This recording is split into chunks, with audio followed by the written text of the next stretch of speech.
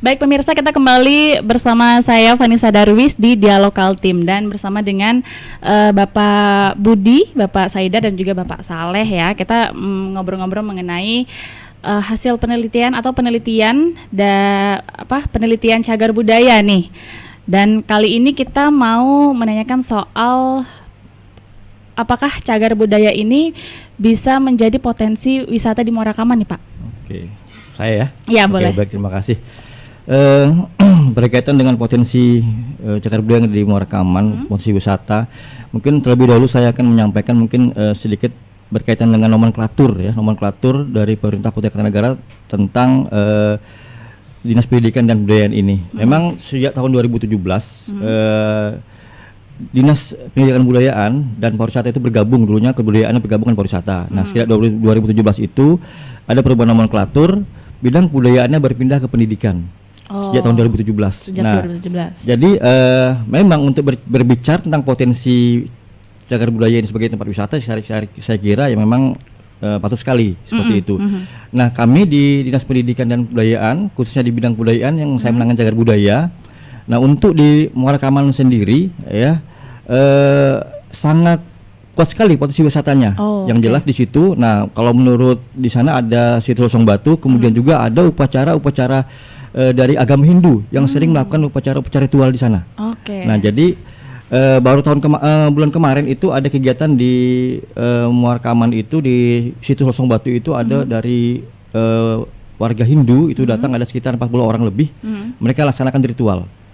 Nah, jadi informasi ini sebagai wujud potensi wisata mereka, mereka informasikan ke rekan-rekan mereka yang ada di Bali sana. Jadi informasi itu kalau mereka tidak datang ke Muara Kaman itu mereka tidak sah, harus menikah ke India. Nah, itu merupakan potensi wisata bagi masyarakat Hindu ini untuk melaksanakan ritual itu. Seperti itu. Oke. Wow, luar biasa ya Pak. Tapi untuk apresiasi masyarakat sekitar tuh bagaimana? Kalau masyarakat sana mereka sungguh sangat berapresiasi sekali ya dengan potensi wisata budaya yang ada di Muara Kaman itu. Ya, mereka sekarang ini kalau ada ritual-ritual itu dari agama Hindu ini, masyarakatnya itu mereka juga ikut berpartisipasi, mereka membantu. Kadang-kadang mereka juga memberikan kontribusi juga untuk seperti museum di sana, yang membantu itu, seperti juga untuk kebersihan juga di sana. Jadi selagi mereka melakukan ritual itu, mereka juga membantu untuk pemanfaatan museum dan situs di situ. Artinya untuk apresiasi sendiri sangat baik ya dari masyarakat sekitar, karena itu juga bisa menambah sektor mereka gitu. Untuk cagar budaya ini sendiri Pak, itu ada apa aja sih yang ditemukan?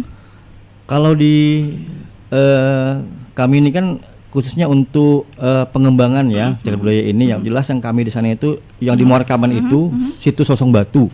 Nah, itu memang kalau di kami situ memang di Dinas Pendidikan Kebudayaan ini merupakan yang sangat utama sekali di situ. Dan juga kami juga punya juru pelihara di sana yang dari Dinas Pendidikan Kebudayaan. Nah, untuk saat ini itu yang kami pelihara situs itu. Nah, untuk sekarang ini pun tahun 2022 ini rencananya itu mohon izin Pak Budi, ada rencana tim ahli, kita sudah sertifikasi tim ahli cagar budaya. Insya Allah mungkin kalau memang kami ini kan kemarin mengikuti tim sertifikasi tim ahli cagar budaya di Jakarta kemarin.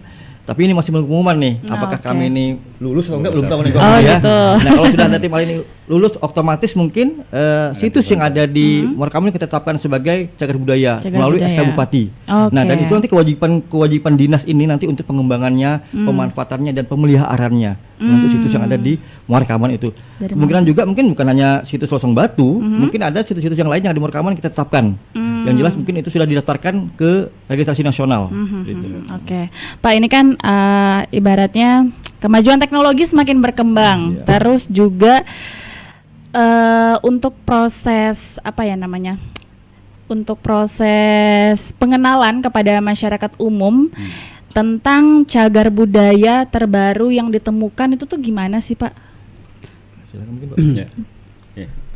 Untuk sosialisasi ke masyarakat kita memang dari BPJP sudah menganggarkan beberapa kegiatan sosialisasi yang pernah kita lakukan itu dengan pemutaran bioskop keliling, kemudian juga pameran di Museum Lesung Batu itu, dan juga yang secara rutin ketika kita ke lapangan melakukan kajian, kita juga selalu memberikan pemahaman kepada masyarakat bahwa kalau menemukan apapun yang terkait dengan barang antik, tolong itu jangan dibuang, tolong jangan dijual, tetapi sampaikan kepada pihak berwenang. Nah, tadi saya nyambung apa yang sudah disampaikan Pak Dery, potensi untuk kawasan Muara Kamah itu sangat banyak, Mbak. Jadi memang tidak semegah barang-barang yang dulu sudah terjual kemana gitu ya, tapi kita hanya mendapatkan sisa-sisanya. Yang jelas tadi sudah disebutkan ada batu lesung yang memang berada di lokasi, yang itu menurut perkiraan para beberapa ahli mengatakan itu sebenarnya bakal calon prasasti. Jadi belum sempat dipahat, kita tidak tahu penyebabnya apa sehingga itu tertinggal di situ. Yang kedua juga sisa-sisa keramik ya, fragmen keramik, fragmen gerabah itu luar biasa, Mbak.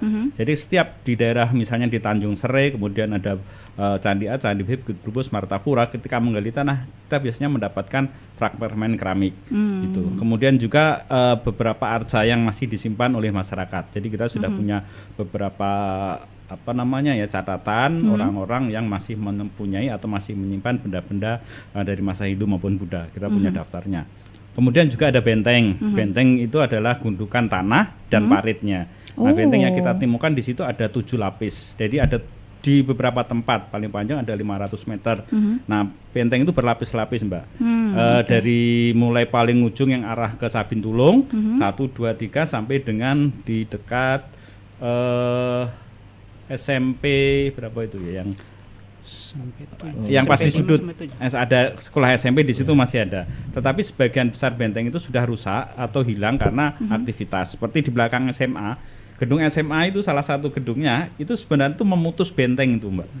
Jadi bentengnya itu dibuang, terus kemudian dibangun, termasuk jalan yang menghubungkan Muara Kamah ke Sabin Tulung itu menghancurkan beberapa benteng.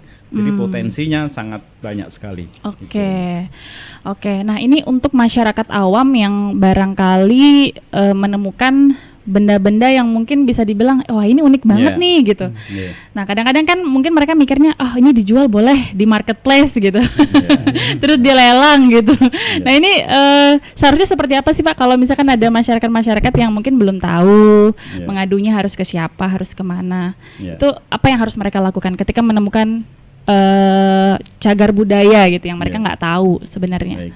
Sebenarnya kalau menemukan cagar budaya kurang tepat, Mbak. Objek dulu ya, objek yang diduga. Kalau yang diduga cagar budaya ya? nanti sudah ditetapkan itu baru bisa disebut cagar budaya. Tetapi memang pemahaman cagar budaya untuk memasyarakatkan itu adalah semua objek yang berasal dari masa lalu disebut cagar budaya. Tetapi secara formal yuridisnya yang disebut cagar budaya harus melalui proses penetapan. Nggak masalah, Mbaknya ngomong cagar budaya hanya untuk mempermudah dan mensosialisasikan makna cagar budaya. Tapi yang benar tadi ya, objek yang diduga cagar budaya yang ditemukan itu biasanya ya tadi kalau ada juru pelihara kita di lapangan dari Pak Dery, dari Dinas juga ada juru pelihara, kami ada juru pelihara, itu nanti bisa disampaikan atau lewat aparat daerah setempat, misalnya ke kepala desa, di situ kan ada kantor desa dan ada kantor camat, atau misalnya dengan tetua adat bisa disampaikan situ, Mbak. Nah, masalah kompensasi memang di dalam Undang-Undang 11 2010 ada dimungkinkan pemberian kompensasi. Ya, tetapi sekali lagi pemberian kompensasi itu didasarkan pada nilai daripada barang itu sendiri.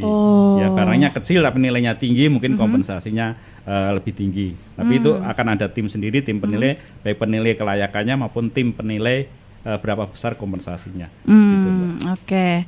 Pak, dari awal penelitian hingga sekarang apa sih yang paling berkesan? Mungkin hal yang apa sih namanya ya? Objek yang paling berkesan yang ditemukannya apa? Ya. Objek yang paling berkesan yang pernah ditemukan itu adalah peripih, sebenarnya ditemukan tahun 2000, penelitian yang lama, Mbak. Jadi salah peripih. Peripih itu apa, Pak? Peripih itu adalah kotak batu yang berisi ada dibikin dalam 8 kotak. Jadi satu kotak, misalnya satu buku itu di dalamnya ada kotak-kotak kecil, Mbak, ada 8. Nah, biasanya peripih itu berisi ada rambut, ada mata uang, kemudian lempeng emas, sisa-sisa tulang dan sebagainya. Dan peripih itu biasanya ditanamkan dalam sebuah perigi. Perigi itu sumuran di dalam sebuah candi. Candi itu bangunan keagamaan Hindu ya. Nah, peripih itu menjadi indikasi bahwa di situ pernah ada bangunan suci. Karena peripih itu merupakan rohnya atau masyarakat Hindu menyebutnya sebagai jimatnya hidupnya sebuah candi. Nah, ketika kita menemukan peripih itu biasanya kita akan menemukan sebuah bangunan suci. Tapi sayangnya peripihnya itu ditemukan sudah tidak dalam konteks aslinya dengan lingkungan, tetapi sudah ditemukan oleh masyarakat baru dilaporkan kepada peneliti. Kita tidak bisa melihat konteks aslinya, Mbak, karena gitu. temuan yang istilahnya kan ada pemahaman dua, in situ dan ex situ. In situ berarti ditemukan di lokasi aslinya. Yang kedua adalah ex situ, berarti ditemukan sesudah di luar konteks in situnya. Nah, in situ itu artinya misalnya peri-peri itu kita temukan masih dalam konteks in situ, berarti bisa kita lacak di sekitarnya pasti akan ada struktur bangunan. Gitu ya. Yang kalau sudah ditemukan di luar, kita tidak tahu di mana lokasi aslinya. Mereka juga paling ingatnya di daerah situ aja, Pak, tapi tepatnya mereka nggak ingat. Nah, ini yang menjadi permasalahan yang saya sayangkan. Kedua, yang saya sayangkan sekali itu adalah kenapa saya tidak hidup pada tahun 90-an gitu. Kenapa tuh? Jadi sebenarnya saya pengen bisa menyaksikan berapa banyak temuannya, apa aja temuannya, sehingga itu bisa kita ungkapkan lebih jelas. Sekarang kan kalau muara rekaman itu kalau memang benar dari Yupa Prasasti itu mulai abad ke-4 atau abad ke-5 ya, Mbak.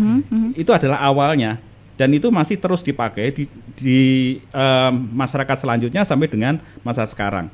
Ada masa yang di Muara Rekaman itu sangat kaya sekali, sangat raya, sangat banyak penduduk, tapi pada saat dia enggak ada. Laporan dari Belanda tahun 1884 di Muara Rekaman itu hanya ada 11 rumah penduduk, Pak. 6, saya lupa ada yang di darat, tapi ada 6 yang berupa rumah lanting yang berada di tepi sungai. Itu tahun 1890. Tapi sebelumnya dengan temuan keramik yang banyak ribuan, itu dia yakin mungkin penduduknya sudah ribuan, Mbak, di situ. Sangat cukup ramai sebenarnya di situ. Wow, luar Itu biasa yang ya. luar biasanya sebenarnya, sayangnya itu sudah hancur semua. Iya. Tapi ini Pak, tadi kan yang paling berkesan ya. Nah, Iya. kalau yang kompensasinya paling tinggi, wah, itu gimana Waduh, tuh? Kalau kompensasi kami belum pernah. Oh, belum Karena pernah ya? semua yang dilaporkan kami sudah pecahan-pecahan, Mbak. Oh, Keramik-keramik itu sudah pecah-pecah. Ada yang masih di rumahnya itu sampai 9 atau 10 karung, Mbak. Pecahan keramik itu yang ditemukan pada tahun 90-an. Nah, yang apa ya, artinya utuh terus kemudian disampaikan ke kami, Pak, ini Pak ada teman kami, terus kita nilai, kita kasih kompensasi, belum pernah. Ya, karena memang sebagian besar sudah hancur-hancuran gitu. Mungkin Oke. kami bisa Mungkin Pak menambahkan dari ya. ya. Jadi pada tahun 2007 atau 2008 memang kita pernah memberikan kompensasi kepada masyarakat. Jadi mereka itu memberikan apa namanya barang-barang arkeologi yang sifatnya keramik, ada yang masih utuh juga. Oh, iya. Kemudian kita pada waktu itu memang kurang lebih 15 juta sampai 20 juta yang kita berikan. Tahun 2007, Pak. Ya, 2007, tapi bukan satu orang. Jadi beberapa warga itu memberikan, termasuk Pak Minan kalau tidak salah namanya. Jadi mereka menyetorkan ke kita dan kita ganti rugi, dan itulah yang dijadikan sebagai untuk mengisi koleksi Ya, museum pada betul. saat itu. Ya. Oke. Karena salah satu memang yang kita berharap itu adalah museum itu supaya berfungsi adalah koleksinya harus agak bertambah gitu kan. Artinya tidak monoton hanya itu saja. Jadi sehingga koleksi museum itu memang juga ada kita buatkan pada saat itu duplikat daripada Yupa itu, ada kurang lebih 5 atau 4 yang ada sekarang. Itu sengaja memang ketika kita membangun museum di Muara Rekaman supaya ada koleksinya dan ada yang dilihat oleh masyarakat, memang sudah kita siapkan Yupanya dibuatkan di Jakarta. Dan di samping itu tadi ada beberapa keramik yang kita ganti rugi dengan masyarakat. Oke, seperti itu. Baiklah, nanti kita bakalan lanjut lagi ngobrol-ngobrolnya ya. Dan pemirsa jangan kemana-mana, tetap di Dia Lokal Tim.